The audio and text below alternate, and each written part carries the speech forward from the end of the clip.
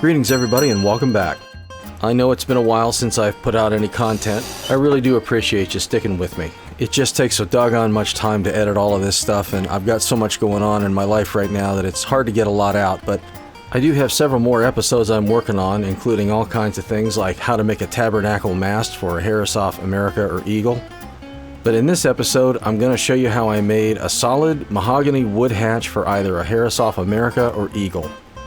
It's obviously a process you could adapt to pretty much any boat.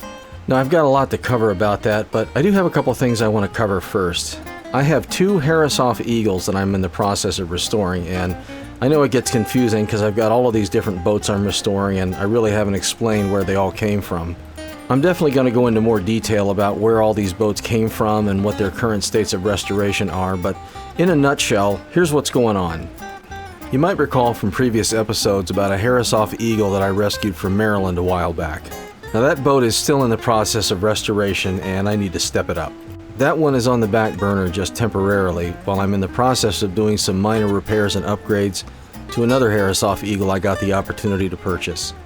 A friend of mine in Cape Cod with a Herreshoff Eagle needed to find it a new steward. She wanted to see it restored and used for good purposes. Now, I've mentioned in previous episodes that I've been involved with a veteran service organization out of the San Francisco Bay Area called Vets Boats.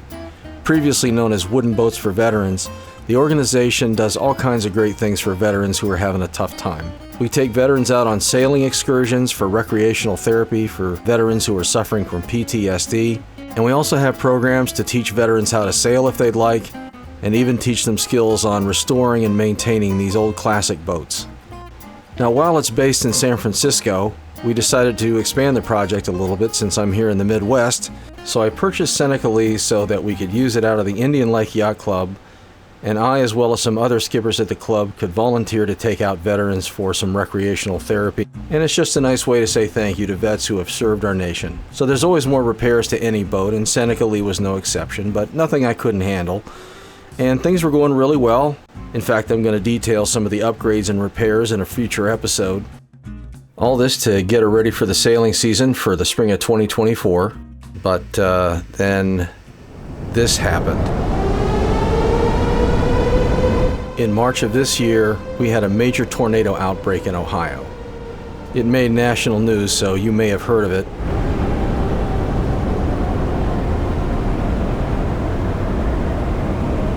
And the worst of all of them came right through Logan County, right through Lakeview, Russell's Point, and Orchard Island, right on Indian Lake. That area in the white circle is right where the Indian Lake Yacht Club is, or was. Tragically, it took 2 people's lives, and the devastation to people's homes and property was horrific. Sadly, our little yacht club took a direct hit, and it pretty much destroyed our clubhouse, as well as the little blockhouse we use for restrooms and storage. It ripped off the roof of the blockhouse. Unfortunately, that structure is also totaled. We had several huge cottonwood trees that came down and unfortunately destroyed several of our docks, which are going to need to be rebuilt. It's so bizarre to see things like this. Although the entire roof of the blockhouse was ripped off in one fell swoop, the little sign on the men's restroom, written on a paper plate and held in place by a thumbtack, stayed in place. Now that is one impressive plate and thumbtack. Unfortunately, none of the structures were salvageable and everything pretty much had to be demolished, so we're going to be starting from scratch. We are going to rebuild, and we've already got volunteers working to get the docks back in place. But all the other skippers at the club who had hoped to help me out with the Vets Boat project are now going to be occupied with the rebuilding. So everything with Seneca Lee is kind of being put on hold for the time being, although I am going to take veterans out on my personal boat this season to keep the program going. But I do have a lot of neat things I'm doing on Seneca Lee as well as some of the other boats that I want to show you in future episodes, so stay tuned. And now for something completely different. So as I mentioned earlier in the intro, this episode is primarily going to be about building a solid wooden mahogany hatch for either a Herreshoff America or Eagle. So why am I building a hatch from scratch? Well, there hangs a tale. I have a friend of mine who was first made on a schooner out of Key West called the Wolf. In fact, if you get on YouTube and do a search for the film The Old Man in the Sea, Return to Cuba, you'll find the documentary there available to watch for free. It's about Wolf's rather eccentric captain, Finbar Gittleman, and one of their trips to Cuba. It's a really well done little film by Matt Dean, and I think you'll enjoy it. It's worth checking out. Anyway, my friend Kathleen was first mate on that boat for several years before she had to come back to Ohio. A few trips out with me on my catboat, and she'd absolutely fallen in love with the design, so we started looking for one for her. One finally came up, being sold by the Bass River Yacht Club in Massachusetts. So Kathleen purchased it, and I drove up to Cape Cod to pick it up and bring it back. Now, after I got it hooked up and everything in the morning, I started heading back to Ohio and made it as far as Wilkes-Barre, Pennsylvania before I had to call it a day. I pulled my little SUV in the boat in the back parking lot, and luckily had a room that could overlook it. So I got to my room, looked out, and, oh boy. Where's the hatch? Somewhere along the way, I lost the hatch. It just didn't occur to me that I had to tie it down. I've never had to before, but either the bumpy roads in New York or the wind got underneath it. I'm just praying it didn't fly off of there and hit somebody. And even though I tried to do some backtracking in the morning because the roads were awful rough once I got off the freeway to see if it might have bounced off there, no luck. So I owe my friend Kathleen a new hatch. First of all, I used the hatch off a Herreshoff Eagle that I've got as kind of a mold or a pattern. So the old hatch from one of my other boats gave me the perfect curvature. Now if you didn't have this, you could easily make some forms out of some plywood or even some 2x4s cut out to match the same shape and curvature. But in this case, I was lucky enough to have a spare hatch to use as the mold. I decided to use some 3/4 inch planks of mahogany on this, and after they were all cut to size, planed down and jointed, it was time to do some layout. Now just laying flat boards down on a curved surface, there's an obvious problem. The board is only going to sit on that curved surface on the center, and it's going to leave a gap between the planks. That gap is going to be at an angle, and although I'm going to reinforce those joints with some splines, they've got to be cut to a precise angle that's going to allow them to join together as flat as possible. Now how do you measure that and how do you do that? So looking at that little angle in there between the boards, it's so small and in such a tight space, there's no way you're going to accurately be able to measure that. So how do we find it? Well, here's how I did it. I have an electronic bevel that shows you a digital readout on the end. I set it up first to measure 180 degrees on a flat surface. Then I placed it on two of the planks across the joint and adjusted the bevel to match the other plank's surface. Now I don't remember exactly what mine was, and yours is going to be different, so just for the sake of keeping things simple, let's say that the angle changed from 180 to 175, indicating that the angle between those two surfaces is 5 degrees. Well, that's also going to be the angle that the boards are separated on the vertical surface. Now to find out what angle you need to cut those to, you just take whatever measurement you got and divide it by 2. In this case, 2.5. So I set my planer at 2.5 degrees, although you could use a table saw as well, and cut the bevel.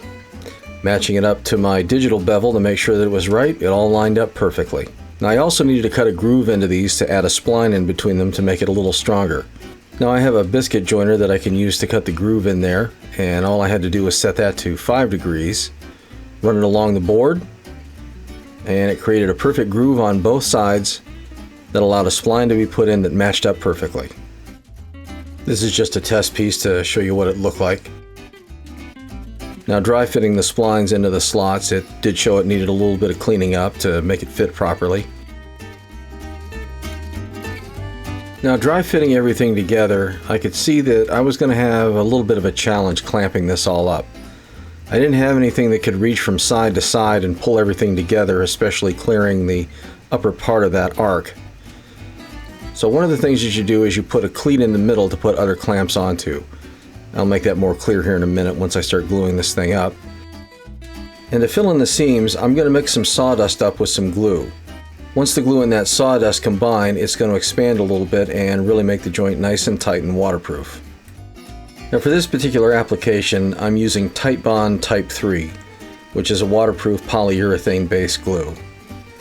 I'm going to pour a little bit of it into the sawdust and mix it up to make kind of a thick paste. Then I'll lay down some unmixed glue along the seam, put in my spline, and then add some of my sawdust paste. Now like I said, once that sawdust gets mixed with the glue, it's going to start to expand a little bit. So once this gets clamped down and starts to cure, it's going to make a very watertight seam. Now once I get everything glued in place, it's time to get the clamps on. And like the old adage says, you can never have too many clamps, especially when you work on boats. You can see the reason for that cleat in the middle now. It allows some of the clamps to be able to pull the sides in, and then I can use some additional clamps along the ends to keep the shape pressed out against the form of the old hatch. You certainly don't have to use the previous hatch shape, especially if you don't have one. A simple plywood or hardwood frame or mold would work just as well. Now once I get all the clamps off there, it's time to finally start putting it into its final shape. A little bit of work with a Japanese razor saw to take off the splines. And then I'm using a power planer to kind of take off the edge and start getting the whole thing a lot more rounded. Just along the seams at first, which are going to be the high points. A little bit at a time until I get a nice, relatively evenly rounded shape.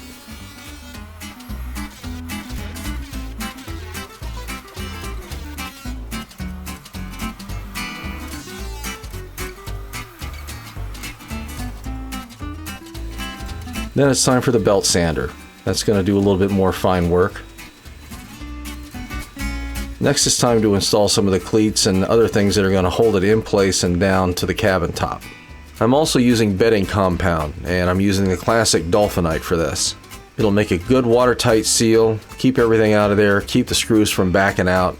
It's just an all-around good product for this sort of thing. I'm going to use stainless steel screws for this. Now although I'm going to use my power tools to drill the holes and such for this, I am going to use an old manual bit and brace to get them in there. I don't want things to be over tightened, and this wood can split pretty easily if it gets over torqued. And it was time to go down and put it on the hatch of the boat and see how it fit. Frankly, the curvature is spot on. Looked fantastic. Now it's time to move on to the end caps. Now I used the end caps off of the old hatch to make a new pattern from. Rather than go directly to a new piece of wood, I wanted a pattern so that I could not only cut out the piece in rough cut, but then use a router with a pattern bit in it to give me the best possible reproduction of the original. And for that pattern, I'm just using some sheet PVC material. You can find this at most of your big box stores. Another reason for the pattern is, frankly, I intend to make another one of these someday, and it's nice to keep the patterns around so I don't have to reinvent the wheel. I can be assured of getting a consistent reproduction every time. So the pattern bit rolls around the end cap, thus making the pattern even more accurate, and then you can consistently reproduce the end caps, making perfect duplicates every time. Rough it out on the bandsaw, and additionally making a curved rabbet underneath so that it fits over top of the planks on the hatch top. Keeping that end grain on the planks of the hatch top will be important to keep the water out. Just one light pass at a time, moving the bit up as I go along each time just a tiny little bit. Now the end cap on the other side is a little bigger than the other.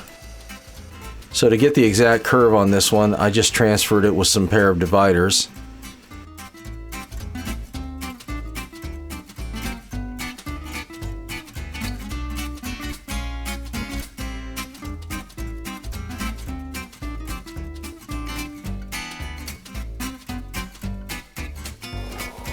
Spend a little time on the oscillating belt sander, which is one of my most valuable tools for this sort of thing. Now for the taller end cap, I'm going to need a dado instead of a rabbet. That's a little trickier to cut, but in this case I'll use a 3/4 inch bit in my router, as well as a fence guide to just ride along the bottom very carefully, one small pass at a time. Just take out a little material at a time, extend the bit, go back and do it again, and it'll create the perfect dado.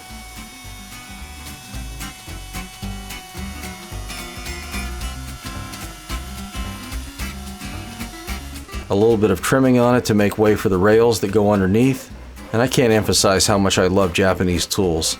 They really allow you to be really precise. Then run it through a radius bit on the router table.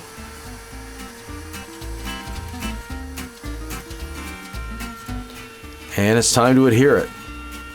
I'm using a Total Boat product for this called Thixo, and this is a special formulation meant for wood. It works great to seal up the end grain, fill in the seams, and make a great watertight joint. Time to take it down and fit it again. and it's spot on perfect.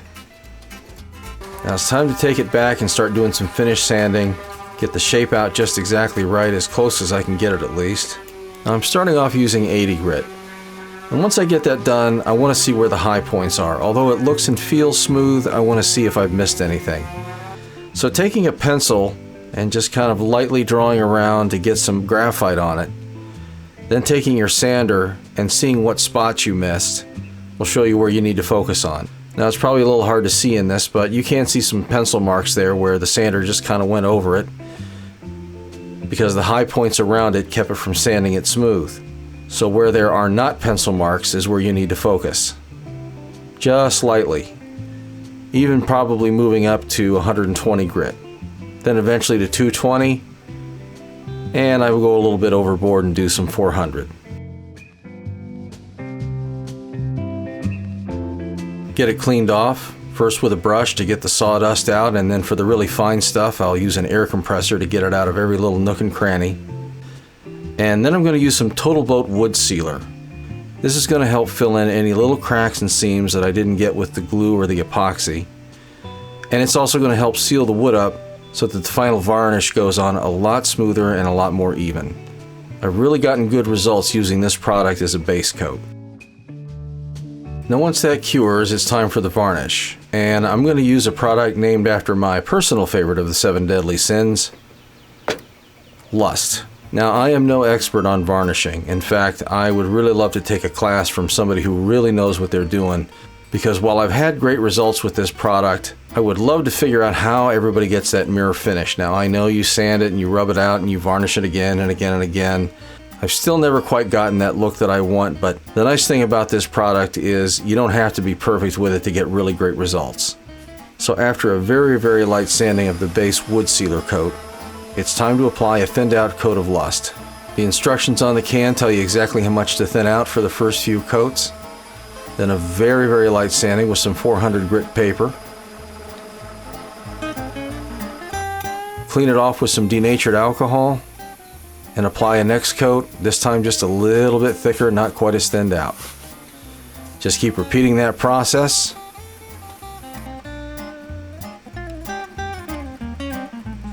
And after a while, you'll see that your efforts have paid off with an absolutely beautiful hatch. Now in a future episode, I'll show you the installation and how it finally came out, which I think is really, really nice. And although I wish I hadn't lost the original hatch in the first place, I think the end results turned out pretty well. I think that wraps it up for this episode, but there is more I want to show you in a future episode.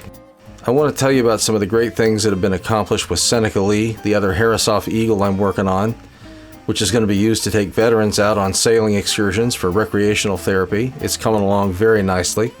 As well as an update on the Fenwick Williams Catboat Patchy Fog I've been working on. Now I've got a really important announcement about that coming up, so I'm going to do my best to get that episode out to you as soon as possible. I'll be back as soon as I can with another episode. In the meantime, I wish you a very Merry Christmas, a Happy Hanukkah, and a very, very Happy New Year. And remember, keep calm and work on your boat. Oh yes, and one more thing. Go Navy. Beat Army.